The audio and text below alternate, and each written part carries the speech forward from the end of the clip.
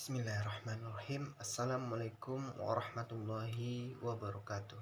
Baiklah, perkenalkan nama saya Rizky Ananda dengan NIM 3219203. Di sini saya akan mencoba menjelaskan tentang konsep produksi dalam Islam.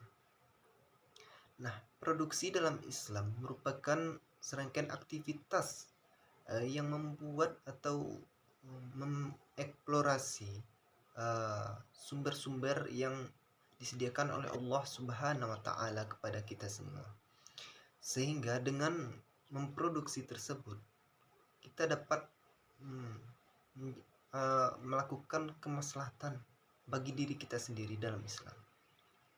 Nah, produksi itu sendiri tidak terlepas dari yang namanya aturan-aturan yang tertulis dalam Al-Quran dan Sunnah Nabi Muhammad SAW, yang mana produksi tersebut haruslah halal, yang mengutamakan untuk kemaslahatan umat. Halal di sini maksudnya semua yang mendatangkan mudarat tidak diperbolehkan dalam produksi Islam. Nah, sedangkan konvensional, mereka memproduksi barang agar barang mereka itu laku atau mengutamakan nilai jualnya, keuntungan semata.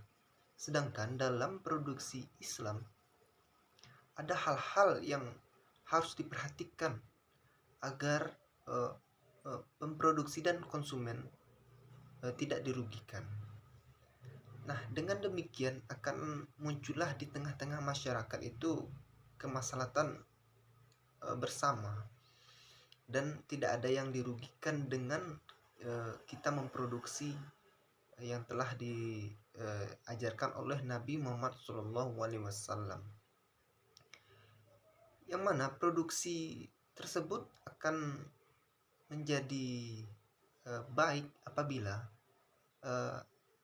unsur atau benda yang digunakan dalam proses produksi tersebut sesuai dengan yang dianjurkan oleh Islam. Nah, seperti apa contohnya produksi? Dalam kita memproduksi minuman, contohnya kita akan memproduksi minuman yang tidak mengandung alkohol, karena dalam Islam alkohol itu walaupun ada manfaatnya tapi mudaratnya lebih besar daripada manfaatnya. Nah, hal itu sangat bertentangan dengan produksi dalam Islam. Mungkin hanya itu. Assalamualaikum warahmatullahi wabarakatuh. Bismillahirrahmanirrahim. Assalamualaikum warahmatullahi wabarakatuh. Baiklah, perkenalkan nama saya Rizka Fadila Ahmad dengan NIM 3219172. Akan menjelaskan makalah kelompok 4 yang mana pada poin B, yaitu teori perilaku produsen dalam perspektif Islam. Merupakan ilmu yang mempelajari perilaku ekonomi manusia, di mana perilakunya diatur berdasarkan agama Islam. Memproduksi suatu barang harus mempunyai hubungan dengan kebutuhan manusia, di mana berarti barang itu harus diproduksi untuk memenuhi kebutuhan manusia, bukan untuk memproduksi barang mewah secara berlebihan yang tidak sesuai dengan kebutuhan manusia. Karenanya, tenaga kerja yang dikeluarkan untuk memproduksi suatu barang tersebut dianggap tidak produktif. Ketika konsumen mengalokasikan dananya untuk aktivitas konsumsi, maka produsen akan mengalokasikan dananya untuk penggunaan faktor produksi atau yang akan diproses menjadi output. Karena itu, bila keseimbangan konsumen terjadi pada seluruh anggaran habis untuk konsumen, keseimbangan produsen tercapai pada saat seluruh anggaran habis terpakai untuk membeli faktor produksi. Dan setiap produsen akan berupaya mencapai tingkat produksi yang optimum. Baiklah, sekian yang dapat saya sampaikan. Assalamualaikum warahmatullahi wabarakatuh. Baiklah, Assalamualaikum warahmatullahi wabarakatuh. Saya Tika Naifa dengan NIM 3219185 ingin membahas tentang biaya produksi. Biaya produksi adalah biaya keseluruhan yang dibiayai oleh atau yang dikeluarkan oleh perusahaan untuk mendanai segala aktivitas yang ada di dalam perusahaan. yaitu biaya produksi yang diharapkan bisa memaksimalkan, akan tetapi harus dipahami secara integritas dengan hasil produksi. Pengertian biaya dibedakan menjadi beberapa bagian. Yang pertama yaitu biaya jangka pendek. Biaya jangka pendek akan memperhatikan tentang biaya produksi rata-rata yang meliputi yang pertama yaitu biaya produksi total. Sesudah itu yaitu biaya tetap rata-rata. Yang ketiga biaya variabel. Yang keempat biaya total rata-rata. Yang kelima yaitu biaya marginal. Selanjutnya yaitu biaya jangka panjang. Apa itu biaya jangka panjang? Biaya jangka panjang adalah dalam jangka panjang ini perusahaan dapat menambahkan semua faktor produksi yang akan digunakan. Yang ketiga yaitu atau yang terakhir biaya iklan. Biaya iklan adalah perusahaan barang konsumsi biasanya mengeluarkan biaya yang lebih besar untuk promosi, penjualan, atau secara iklan dan humas. Baiklah, sekian yang dapat saya sampaikan. Assalamualaikum warahmatullahi wabarakatuh. Bismillahirrahmanirrahim. Assalamualaikum warahmatullahi wabarakatuh. Saya Sartika Jannah dengan NIM 321977. Di sini saya akan menjelaskan tentang efisiensi produk dan skala ekonomi. Adapun yang dimaksud dengan efisiensi produksi adalah suatu ukuran keberhasilan yang dinilai dari segi besarnya sumber biaya untuk mencapai hasil dari kegiatan yang dijalankan. Produksi yang efisien memerlukan waktu sama seperti diperlukan input konvensional tenaga kerja yang sering dipakai sebagai patokan, yaitu bagaimana mengatur penggunaan input sedemikian rupa sehingga nilai produksi marginal suatu input sama dengan harga output. Selanjutnya yaitu skala ekonomi.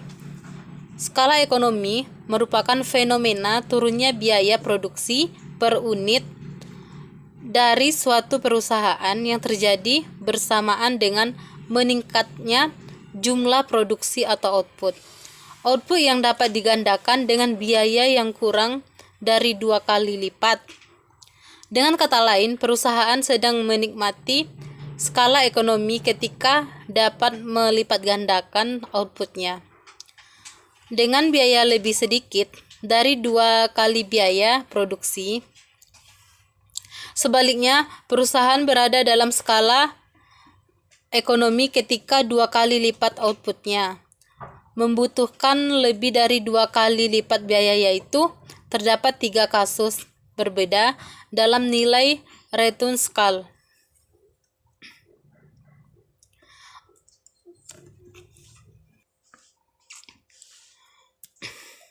Terdapat 3 kasus berbeda dalam nilai return skala menurut Pindick dan Rubinfit, yaitu increasing return to skala merupakan output yang jumlahnya lebih dari 2 kali lipat apabila semua input digandakan.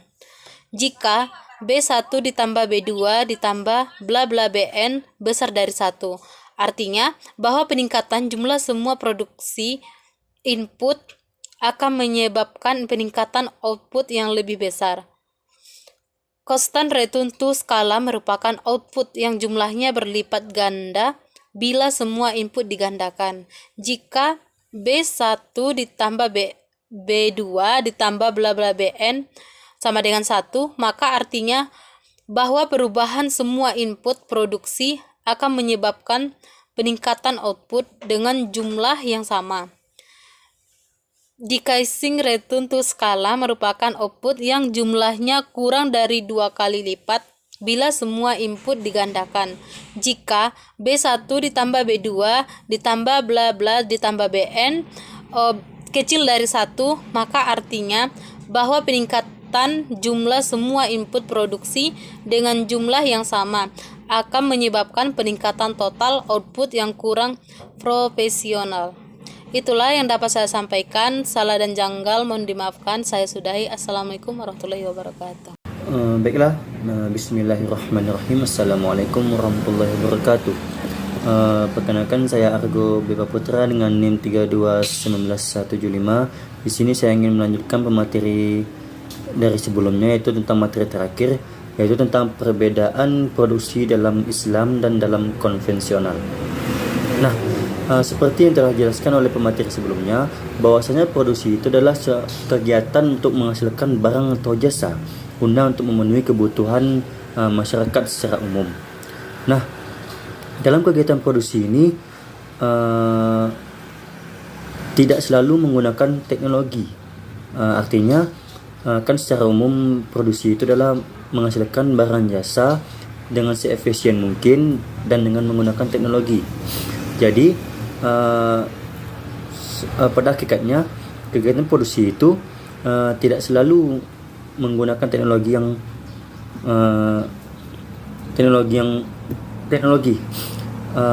Kegiatan produksi juga dapat dilakukan dengan keahlian.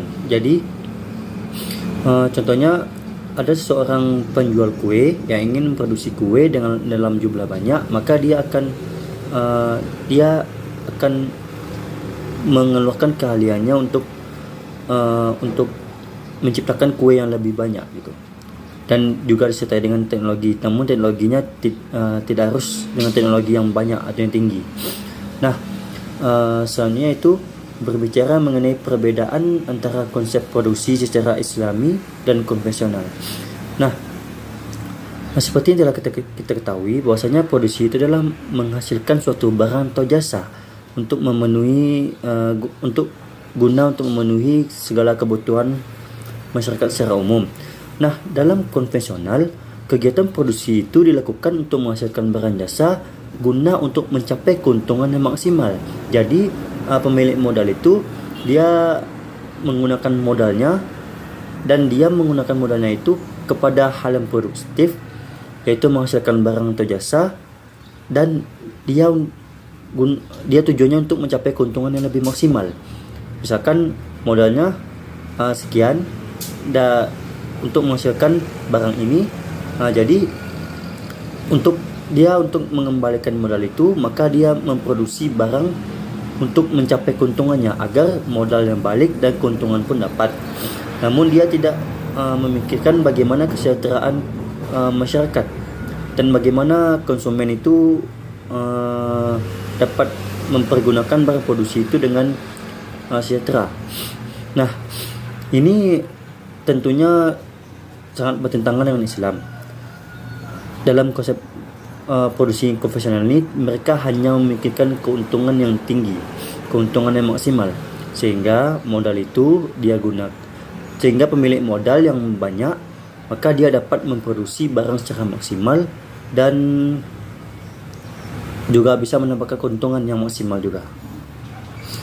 Dan selanjutnya itu secara Islami, kegiatan produksi secara Islami yaitu menghasilkan barang atau jasa guna untuk memenuhi segala kebutuhan masyarakat secara umum, dan dia juga memikirkan keuntungan namun tidak banyak. Namun dalam Islam ini lebih mengutamakan kepada kemaslahatan. Artinya seorang produsen muslim akan memproduksi barang dan jasa apabila sesuai dengan kebutuhan masyarakatnya dan dapat memenuhi kebutuhan masyarakatnya serta kemaslahatan umat. Jadi dalam konsep produksi Islam ini lebih mengutamakan kepada kemaslahatan. Keuntungan juga dipikirkan namun tidak banyak. Namun dia lebih mengutamakan kepada kesejahteraan, kemaslahatan umat.